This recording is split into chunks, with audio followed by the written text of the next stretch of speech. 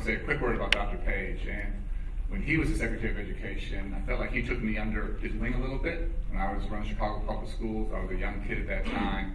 And just to have someone of his stature, his gravitas, just have a little bit of interest in what we were trying to do. We were trying to do some hard stuff. That meant the world to me. And I've always had tremendous respect for him. I just want to thank you for that friendship and for that mentorship. I never wanted to aspire to do his job. At that time, I said, no way. It was funny, I admired him. I did not have no interest in going to D.C. But you always remember when you're sort of the little guy, how people treat you. And he was the big guy and didn't need to do anything with me. And the fact that he did that meant more than he knows. So thank you so much. Just on the theme of common ground, which sounds like the Houston community is searching for a little bit, and our nation is searching for a little bit, and easier said than done. It's a great ideal, great aspiration. Thought I'd try and create maybe a framework to think about, find some common ground. And for me, the goal is never to have unanimous consensus on any issue. This work is too hard, too complicated to get there. But I think in education, we often jump to, I don't want to say to the weeds, but to what I call small ball very quickly, and get bogged down in small ball, and need to somehow or sometimes come up for a little bit of air. I will also say, just to be very clear, that I think education can be, should be, must be the ultimate bipartisan issue. For me, there's nothing Republican, nothing Democratic, nothing liberal, nothing conservative about trying to help kids read, help kids graduate, help more kids go on to college and be successful. And so for me, just to be very clear, politics goes to the side. We can talk about strategies, we can debate other things, but no one should have a monopoly on trying to help our young people in any community be successful. The way I think about it is that this work has to be led by our values. And there's obviously a huge intellectual part to this, but we really have to start with what are our core values, what's important, what's in our heart. I'm going to start there, walk through some of the values that I try and use every day to shape my work, and do that very imperfectly, and try and get better at it. Talk about from those values some goals.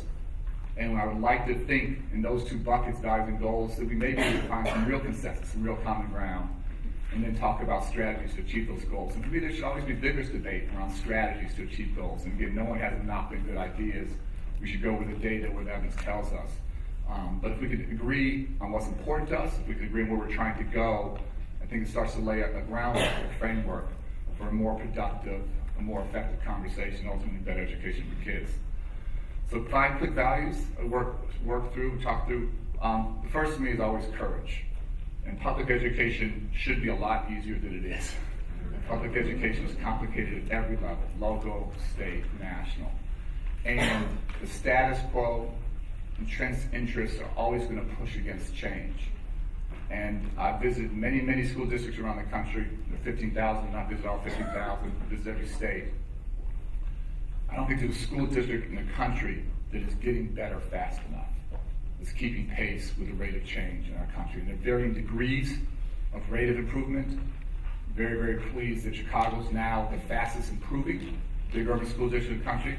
Let me be clear, Chicago has a long, long way to go. We're nowhere near where we need to be. To speed up the rate of change, to accelerate faster, to get better faster, that takes courage. And far too often, that's lacking. I'm happy to take questions about my successes, failures later. Places where I think I've been less successful than I would like to have been, whether it's in DC and Chicago, is when I didn't quite show enough courage, when I didn't go fast enough.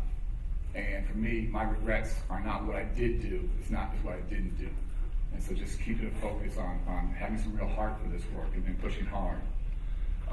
Secondly, I manage 2 large systems, Chicago Public Schools, 400,000 kids, 600 schools, and the Department of Education. Managing large bureaucracies is an interesting, it's definitely not a science, an art, but trying to manage with a high degree of trust. And it's very easy to manage to the latest crisis, the latest anomaly, the latest crazy thing that happens. And if you do that, I sort of feel you dumbing down creativity and stifling innovation. And you're going to run people out of your system who are exactly the kind of leaders, visionary leaders, risk takers that you need. So managing with trust, yes, dealing with folks who do the wrong thing, having a clear sense of accountability, but trusting the best interests of people's hearts and minds. And I always say educators are some of the most altruistic people you're ever going to meet. There are very few people who come into education with bad motives, maybe some, very few. And so appealing to the best of what people bring to the job, bring to their work every single day, rather than managing to the worst, I think is hugely important. Third, and we talked about it last night, talked a little bit this morning, we have to feel a huge sense of urgency in this work. And I couple that with empathy. That many of us in this room are parents. Our kids have one chance to get a good education. And if we don't create that opportunity for them, then despite our efforts, despite our intentions, we're actually part of the problem. And it is very, very hard for kids to catch up. None of us do that job very well. And whether it's a school that's not working, or a district that's not working, or a teacher that's not working, we can't stand on the sidelines. I visited hundreds and hundreds and hundreds of schools all around the country. To look at all the data, for me, the test was simple. What I send my own child, my own daughter or son to the school? If the answer is yes, then I felt pretty good. If the answer is no, we can't have schools that are good enough for someone else's children but not good enough for ours. In our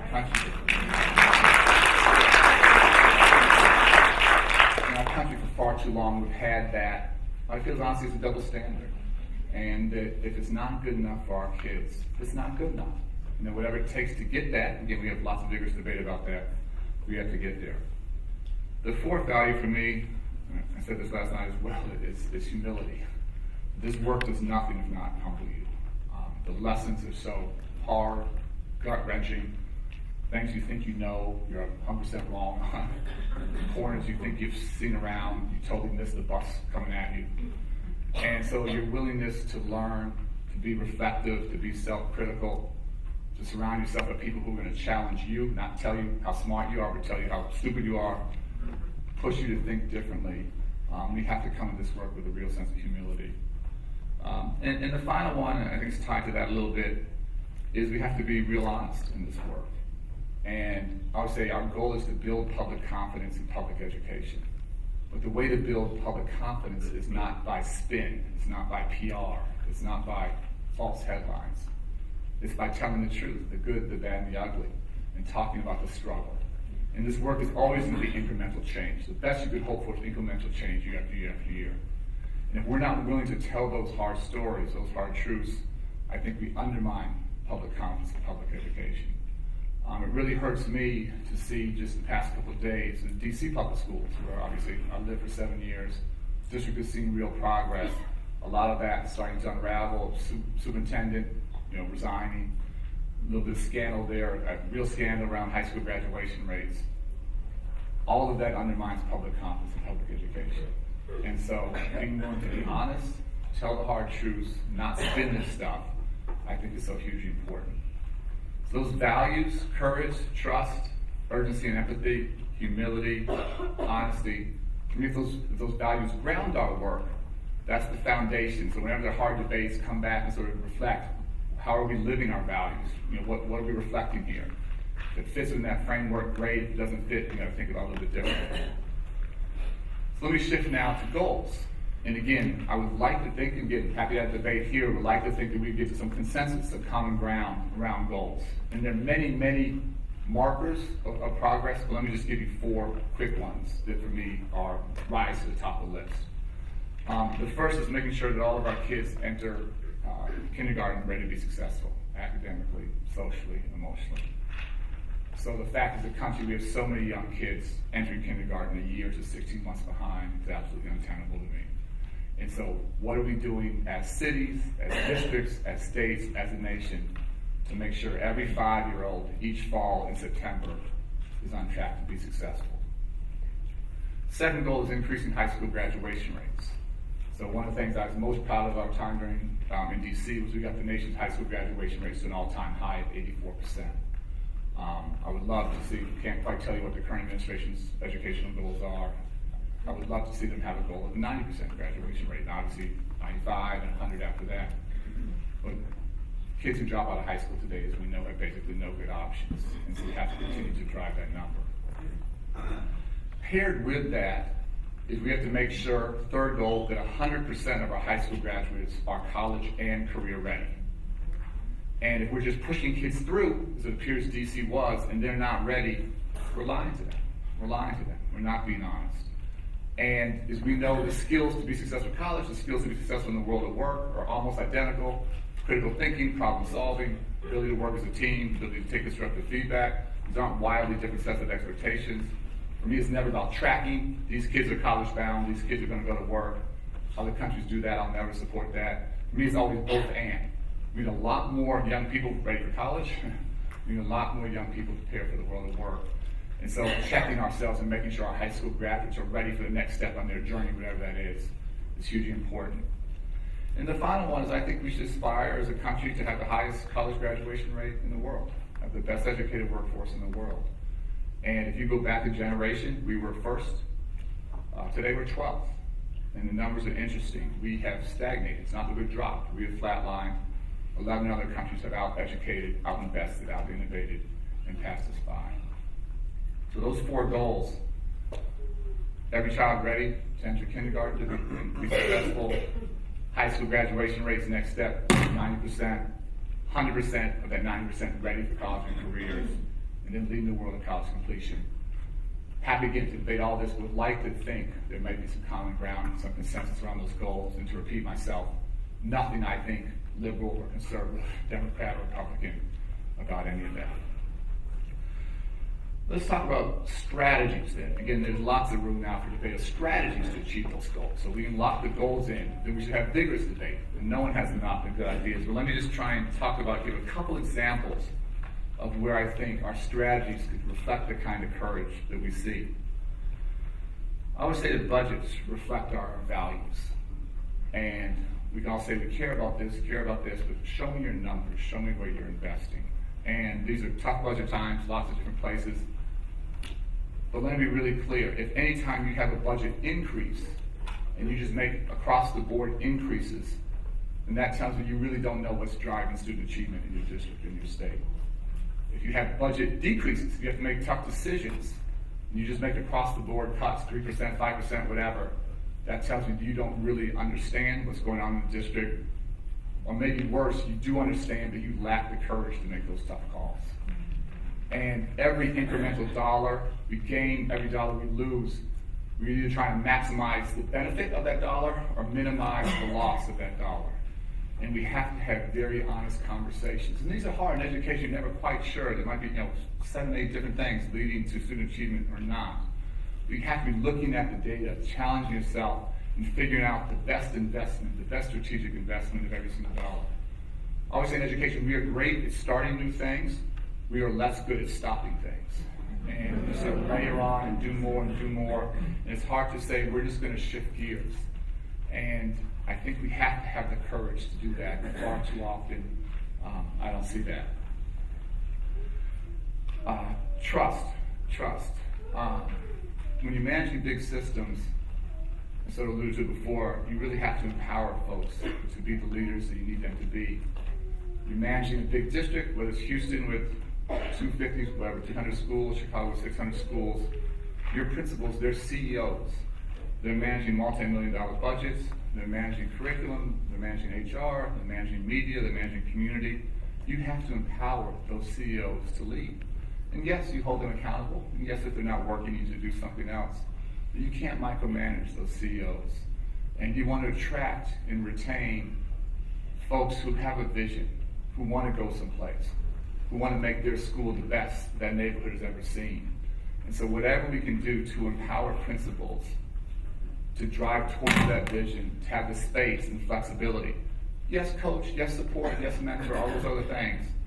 But give them the room to move and to breathe. That's the kind of person you're going to want in your district. And yes, again, you'll have some outliers, you'll have some anomalies, to be clear, you need to deal with that. But give them space, give them room to run. Secondly, on trust is you have to trust parents. And I think, I would say too often in education, we can be a little bit paternalistic.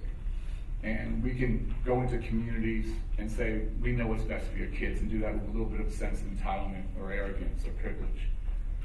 And I've worked in poor communities on the south side of Chicago all my life.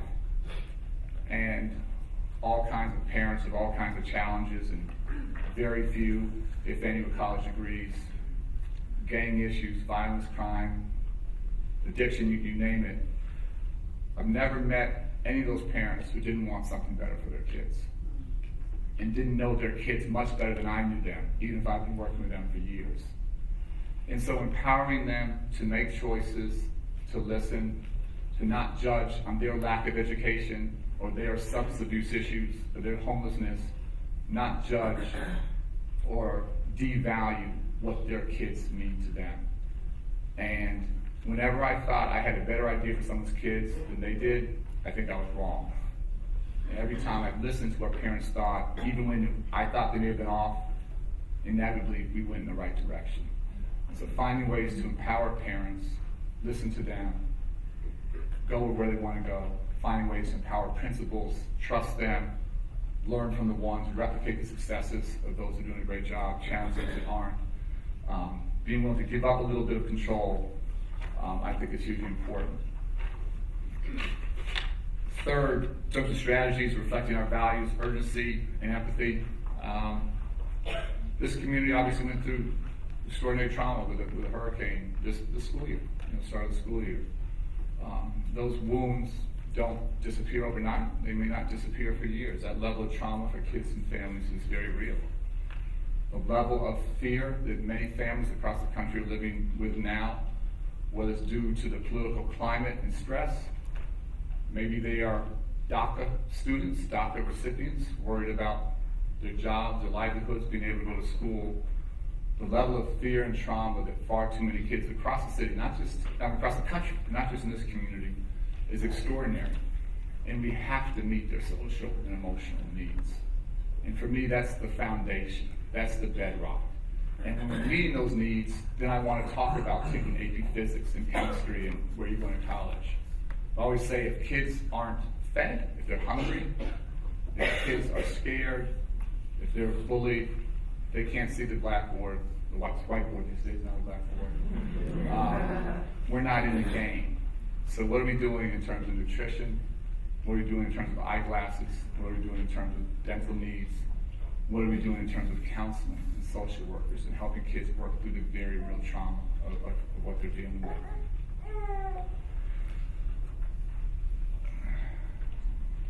On this one, and again, these are harder conversations. For me, if we're serious about urgency, we're serious about empathy, talk about equal versus equity. And equal, similar words that mean very different things. And I'll be very, very clear. Equal means, and equal sounds sort of right. Equal to me means you do the same thing for every child. Our children come to us with very different strengths and challenges. And the same dose of school, the same dose of social work, the same dose of after-school programming, the same number of meals are not going to meet the needs of every single one of our kids. So for me, equity is giving kids what they need to be successful.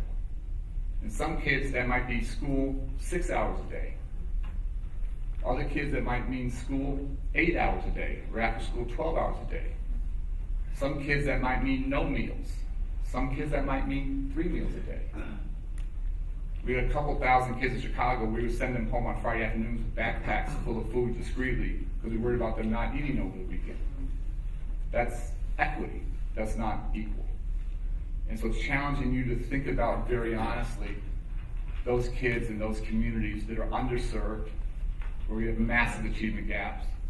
And it's always our communities of color. It's always our poor communities. It's never the white rich communities that are behind on the gap. If we're not willing to address and add resources and add support and do some things differently, equal sounds nice. It doesn't help kids break cycles of poverty and get where they need to go. Last concrete example I'll give on that is Chicago, like Houston, big city, we had schools on what's called the Gold Coast in Chicago. They're amazing schools and amazing families and very high performing. We had schools obviously on the south and west sides in the heart of where the violence is hitting us. A social worker, a counselor, a history teacher, a math teacher, those jobs, this job titles sound the same, they are very, very different jobs. We have a charter school I helped start 20 years ago in North Lawndale that last school year, amazing school, great graduation rates, vast majority of kids going to college. That school, last school year, had 17 of their kids shot, one high school. What that school is dealing with, their level of trauma, those teachers, those principals, those kids, their families, that's a very different existence. The kids that are, honestly, it's probably 2 to 3 miles, the geography is so tight, 2 to 3 miles north of them. Wildly different jobs. And we have to be willing to have those kinds of honest conversations. On the humility, I'll just go to, we got to follow the data. And I'll give you 2 quick stories that I tell myself I'm not proud of, but they're true, and just how you have to humble yourself and listen to where things are, pay attention to things were going. Early on in Chicago, we had test scores going up every single year, and press conference with the mayor, and everyone's happy and feeling really good about that. And we had an outside group called the Chicago Consortium on School Research from the University of Chicago that just gave us their objective analysis of what was going on. And what they ran, again, it sounds so common sense now, but we just never occurred to us. They ran a correlation looking at our state test, it's called the ISAT, the Illinois State Test, versus the ACT. Folks in this room know that to do well in college, you basically have to get a 20 on the ACT. That's sort of the threshold, the ticket to entry. Well, they ran this correlation, and because our state had dummied down standards in response to No Child Left Behind to make politicians look good, if you were quote-unquote proficient, if you were meeting standards in Illinois, that equated to a 16 on the ACT. And if you get a 16 on the ACT, I think you have like an 8% chance of graduating from college.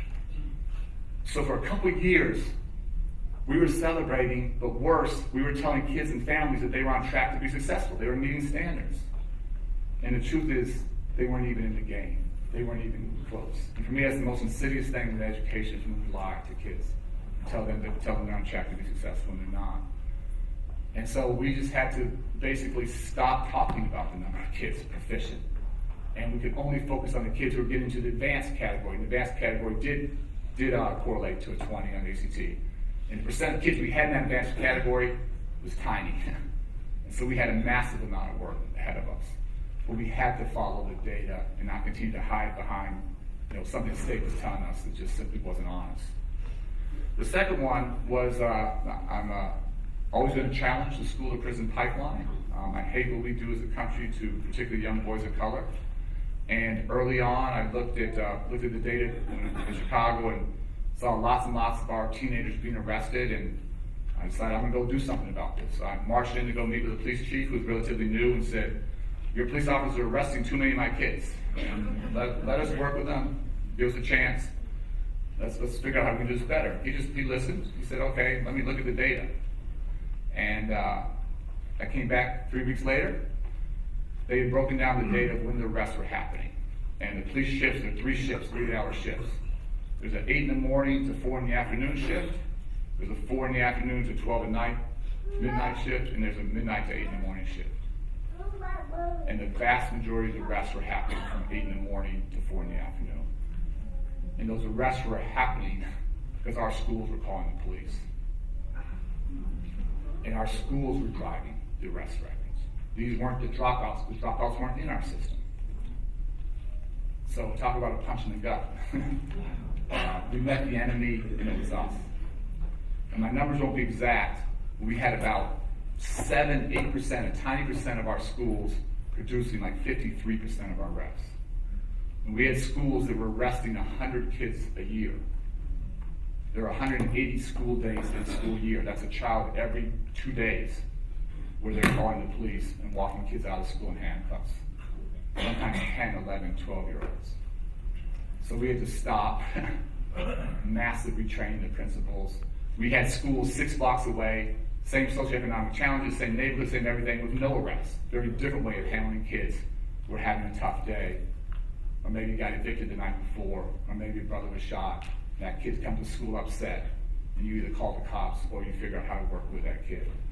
So just 2 quick examples of having data fundamentally rocking your assumption, your view of the world, and having to change your behavior and go in a very different direction. On the honesty and the truth-telling, we talked a little bit about the DC situation and the consequences there. I'll just say 2 quick things.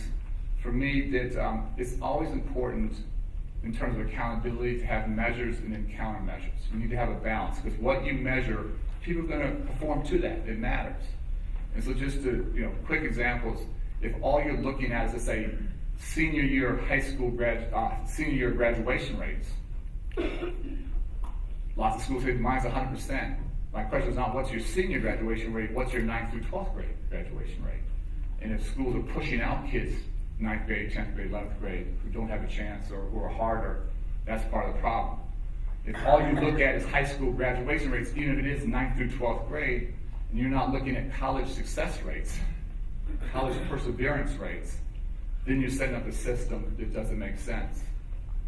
As much as we want to measure math and reading scores, and we should do that, we need to talk about civics education. We need to talk about how we're measuring the social and emotional needs of students. Are they being met? Are we listening to kids? Are we surveying them? Are we asking them, do they have an adult they can trust? Are you asking them, do they feel safe? Are you asking them, are they in an environment that's successful? There's different kinds of measures, accountability measures in education. I like to talk about leading indicators and lagging indicators. For me, test scores, graduation rates, those are all lagging indicators. They're after the fact. Leading indicators are how are things going. And when teachers feel supported, when principals feel empowered, when kids feel safe, and we're asking them, we're not telling them how they feel, we're asking them. Focus groups, listening, surveys. When those indicators are going the right way, I promise you, those test scores will follow. I promise you the graduation rates will go the right way. And so looking at a mix of indicators, looking at leading and lagging, looking not just at the academic side, but the social emotional side. And for me, that's going to drive. It's not sort of in the way, it's not in lieu of, it's not in competition. Those other things are going to drive your academic success. Final quick thoughts, and I'll close, and we'll go to Q&A. And again, I know I'm preaching to the choir here, but just to talk about what's at stake and the sense of urgency. We talked last night that the poverty rate in the Houston system here is about 80%. Chicago for me is about 85%, very, very similar. And I always say that no kid is poor because they want to be poor. Kids don't wake up in the morning and say, I would love to be poor. Kids are poor because their families are poor. Families are poor because a generation ago we failed to educate them. And so the test for me is always, are we ending cycles of poverty? It's not just about getting education for education's sake. And that if 15, 20 years from now, 80% of Houston's kids are still poor, then the system would have failed because you're not moving people out. And so the goal should be year after year, generation after generation, those poverty rates go down because through high quality education, you're giving people a path to the middle class and a chance to be successful. Secondly, and again, happy to debate any of this, I worry about our democracy today. And I worry our democracy is framed and how we engage young people, how we get young people to find some common ground, to mix with kids from different backgrounds, different ethnicities, different parts of the country. I think schools have a unique both opportunity and obligation to do that, to build a civil discourse, to talk about civics. And if schools don't do that, by the time people are 18, 19, 20, 22, it's pretty late in life to learn those lessons. If you've been isolated your entire life, if you've only been around people just like you, obviously with social media now, we can all just tailor our social media just to feed back to us exactly what we want to hear and live in our own little, create our own little bubbles. Schools, I think, have to fight for our democracy, have to fight to engage young people in building better futures, have to engage young people in building bridges and seeing their commonality, their humanity. And again, one of my joys as Secretary of Education is being able to travel the country, and whether it was rural Alabama, or McDowell County, West Virginia, or a Native American reservation, or inner city LA or DC. Yeah, there's some things that are very different in those environments, but I was always struck by the commonalities, both of the struggles that those kids are going through and of the potential solutions. And the more our kids can see what they have in common, the more they're supporting each other, the more they're working together, the more they're seeing their common humanity. I think schools have a hugely important role to play in that effort.